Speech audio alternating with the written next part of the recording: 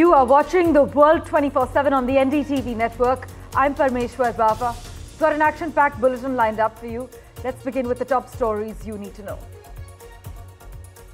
External Affairs Minister Dr. Jaishankar and Pakistan Prime Minister Shehbaz Sharif have met in Islamabad.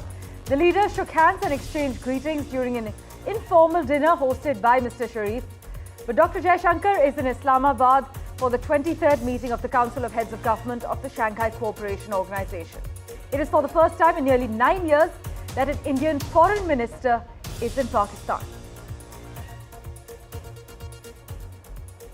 India has signed an agreement with the United States to acquire 31 Predator high-altitude, long-endurance drones from American defense company General Atomics under the Foreign Military Sales Program. The deal, valued at nearly $4 billion, is aimed at enhancing the combat capabilities of the Indian military, particularly along its disputed borders with China. The United States warned it could withhold military assistance from Israel if the country does not address the humanitarian crisis in Gaza within 30 days. And the Biden administration believes it has won assurances from Israel that it will not hit Iranian nuclear or oil sites as it looks to strike back following Iran's missile barrage earlier this month. Russia has reportedly formed a special battalion composed of North Korean soldiers, with at least 18 of them already fleeing their posts near the border of Bryansk and Kursk regions in Russia, according to sources within Ukrainian intelligence services.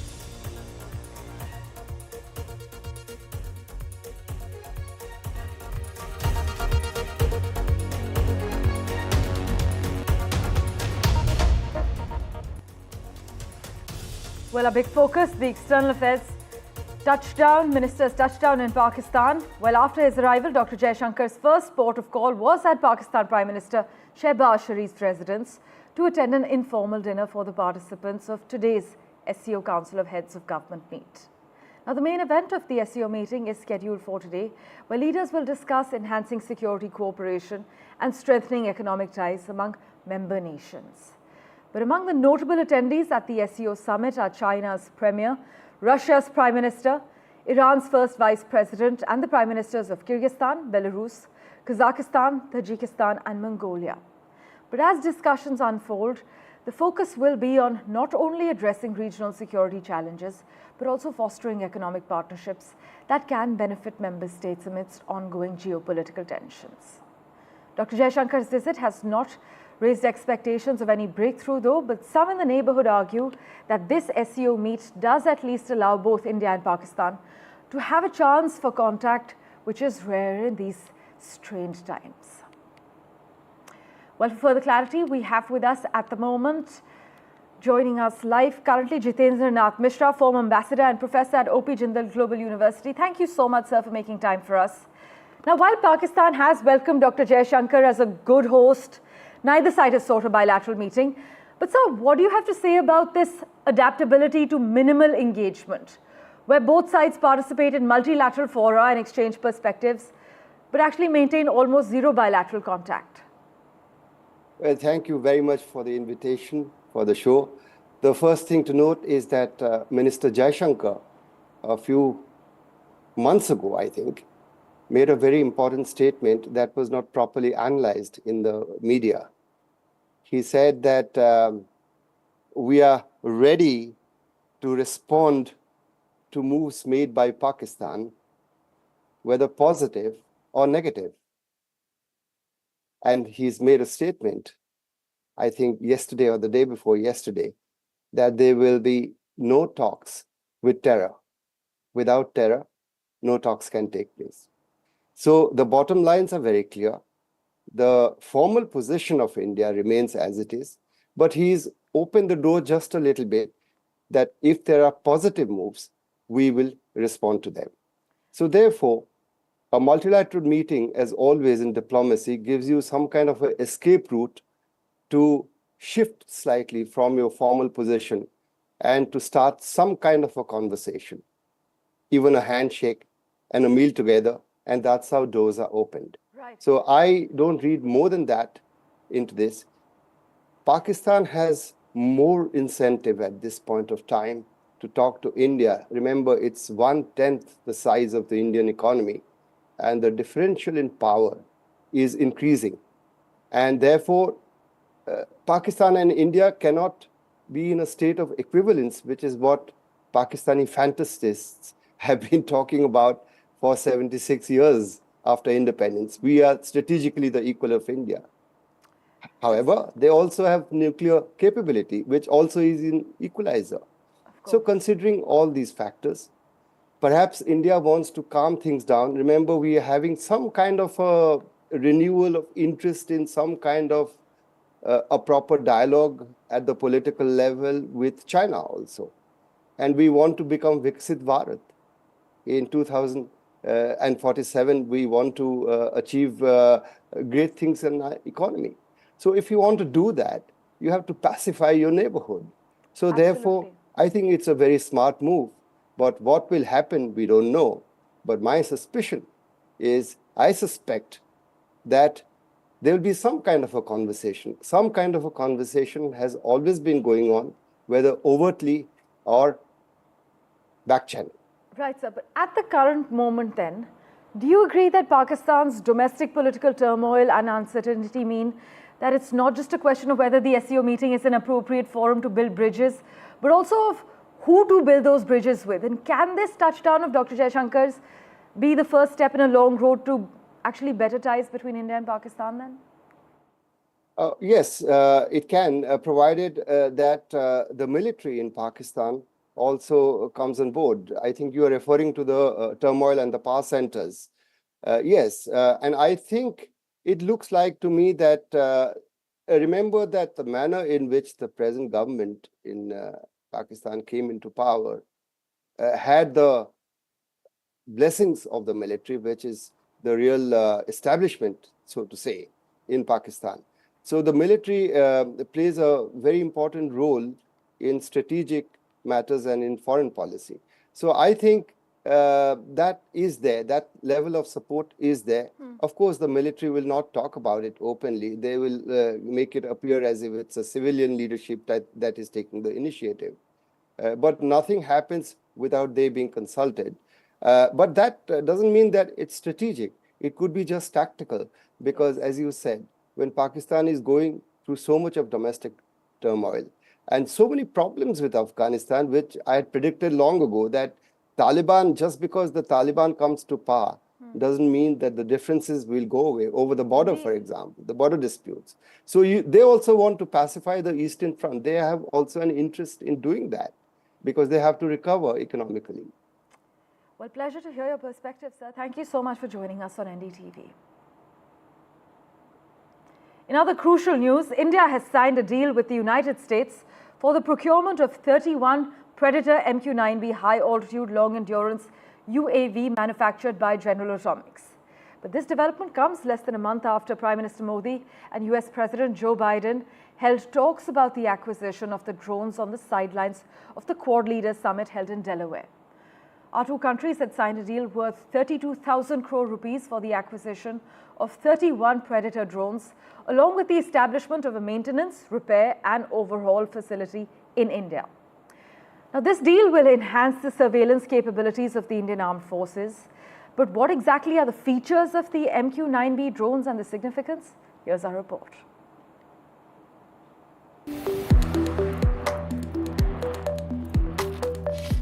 The MQ-9B Sea Guardian, the most advanced maritime reconnaissance drone in the world, capable of flying up to 40 hours non-stop while potentially tracking Chinese and Pakistani warships, pirates out at sea, or any naval threat.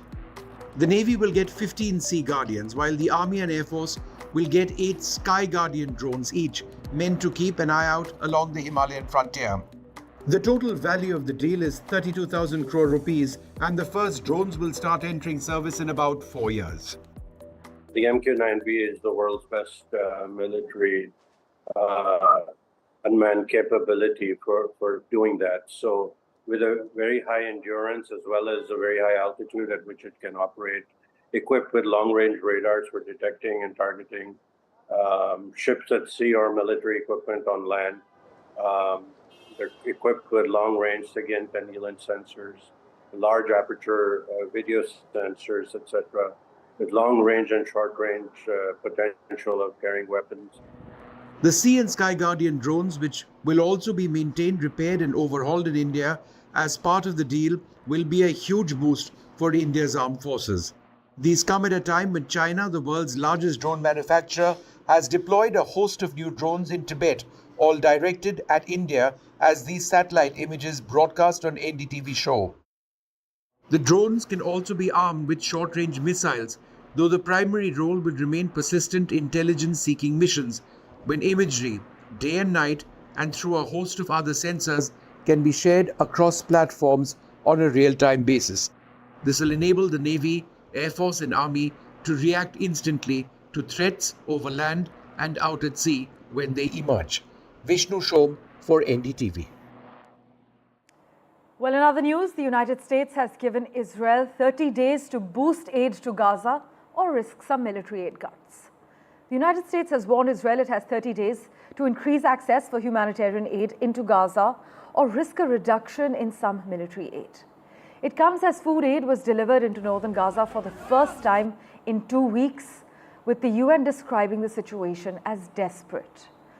But you must note that the United States has also said that components for an advanced anti-missile system have begun arriving in Israel, with the Pentagon saying the system is intended to help Israel defend itself and will be operational in the near future.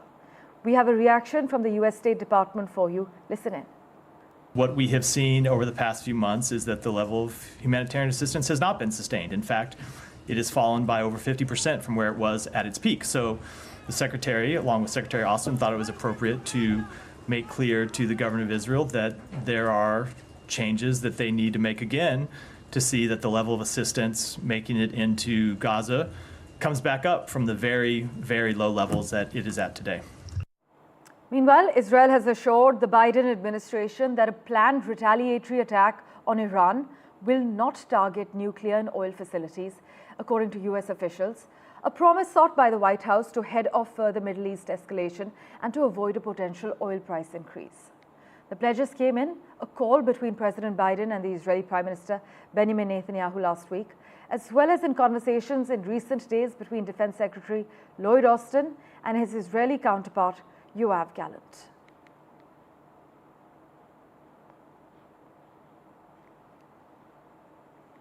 In other news, Russia is reportedly assembling a battalion of North Korean nationals to help push Ukraine's forces out of Kursk.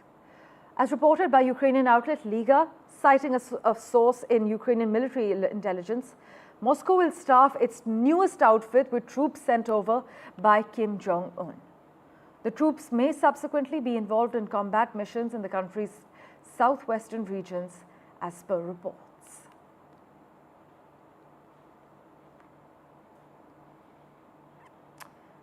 Well, to the UK now, an undercover police officer has admitted that he spied on UK's Prime Minister Keir Starmer while he was a radical barrister. This is what a public inquiry has heard.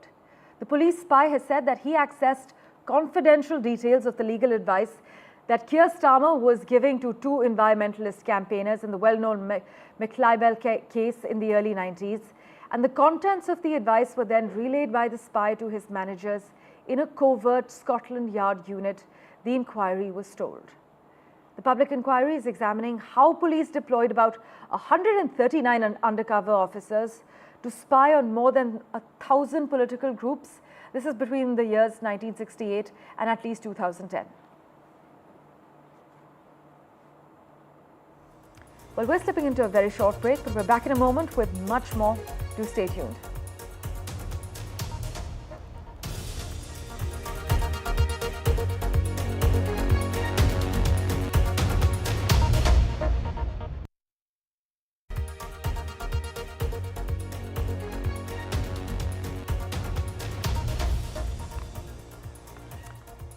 Well, now to the menace of hoax calls impacting flights. Well, an Air India direct flight from New Delhi to Chicago was diverted to Canada following a hoax bomb threat which was posted online. A total of 10 flights have been grounded in less than 48 hours after receiving hawk threats. And yesterday, the Air India Delhi-Chicago flight, the Dammam-Lucknow Indigo flight, the Ayodhya-Bengaluru Air India Express, a SpiceJet flight from Darbhanga to Mumbai, and an Akasa Air flight from Bagdogra to Bengaluru, along with an Alliance Air Amritsar-Dehradun Delhi flight, and an Air India Express flight from Madurai to Singapore received bomb threats. Vishnu Shom has the lowdown for us and what the security agents are doing to tackle this entire problem. The Singapore Defence Minister has made a statement, a tweet, where he said that two Singaporean Air Force F-15 fighter aircraft escorted an Air India Express aircraft, which was on a flight from Madurai to Singapore, away from populated areas. That aircraft was eventually allowed to land at Changi International Airport in Singapore more than 1 hour, 14 odd minutes after it was scheduled to land, despite having taken off on time. Obviously, there was a diversion. The aircraft was, it was obviously making circuits at a certain stage. Once it did land, it was handed over to the police over there. There were bomb disposal squads which were deployed. So Singapore taking this threat of this bomb threat very, very seriously indeed. This on a day when, if you add up all the numbers, there were 7 flights which were impacted by bomb threats, hoax calls, and there were 3 yesterday. So in a period of less than 48 hours, you've had 10 flights, all Indian airlines, which have been impacted. One of them was an ultra-long-haul flight between New Delhi and Chicago, which had to land at a remote airport in northeast Canada. You've had a flight yesterday between Mumbai and John F. Kennedy Airport in New York, having to divert to Delhi. So it is a very serious concern. And, this was as a result of a particular social media account. I believe there was one, there could be more, which was making these very specific threats, naming airlines and particular flights on particular routes.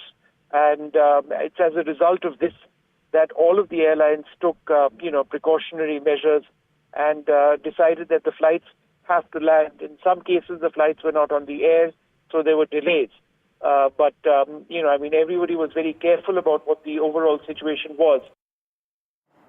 Meanwhile, U.S. aircraft manufacturer Boeing unveiled measures meant to replenish its cash flow, including an intention to raise up to $25 billion as it navigates recurrent production problems and a major U.S. strike. In a regulatory filing, the aviation giant indicated plans to raise the funds by selling stock and debt. It also earlier announced that it was in an agreement to obtain $10 billion in credit from multiple banks. Well, let's switch our attention now to the significant move to strengthen ties between our countries. Australia has launched the Working Holiday Maker Visa. My colleague Disha spoke exclusively with the Assistant Minister for Immigration on how this visa will benefit young Indians. Here's what he had to say. A day after Australia launched its new Working Holiday Maker Visa, we have with us Australia's Assistant Immigration Minister, Matt Thistlethwaite, joining us on NDTV to discuss what these visas mean for Indian students. So as you know, you've recently announced this new Working Holiday Maker Visa. So could you tell us a little bit about how you think Indians will benefit from this and what the Australian government is actually aiming to do with this visa? This is a cultural exchange visa. It's an opportunity for young Indians between the ages of 18 to 30 years to come to Australia for up to 12 months and to work and to see our great country. It provides those opportunities for cultural exchange between our two great nations, for young Indians to travel the breadth and depth of Australia, to get an appreciation for Australian culture, and then perhaps provide further opportunities for study later on down the track. Right, and you also mentioned the mates visa, and we also discussed earlier that there's a skill gap in Australia. So how do you think these visa opportunities are going to help Indians firstly travel to Australia and address these skill gaps? Yeah, the mates visa is about trying to attract some of the most talented young Indians who are working in fields such as artificial intelligence, in renewable energy, in mining, in engineering, to undertake postgraduate study in Australia with opportunities to work in those fields. And there's a demand for this type of skill and this type of labour in Australia. So both of our nations can benefit from this mates arrangement, and I'm very, very pleased to be able to be here today at Amity University to promote that opportunity for young Indians. Right, but these visas come at a time when, Australia's immigration rules have also seen certain reforms, certain post-study work rights have been reduced, there's been an increase in financial requirements. So do you think, in a sense, students could look at alternative, countries to opt for further studies, or do you think these visas will continue to attract students to Australia? Yeah, after COVID, Australia had a very large increase in international visitors in a number of visa categories. So the government developed a longer-term strategy to make sure that we're guaranteeing quality outcomes for international students at Australian universities and technical colleges, and indeed better outcomes for skilled migrants who come to Australia as well. So it's about quality assurance, it's about a better experience for people who are coming from all over the world, and ensuring that the system is sustainable and that it has broad support in the Australian community. Thank you so much, Minister, for speaking to NDTV. My pleasure. Thank you. Thank you for investing your time and watching this edition of The World 24/7. We'll keep tracking the latest updates for you. Do stay tuned.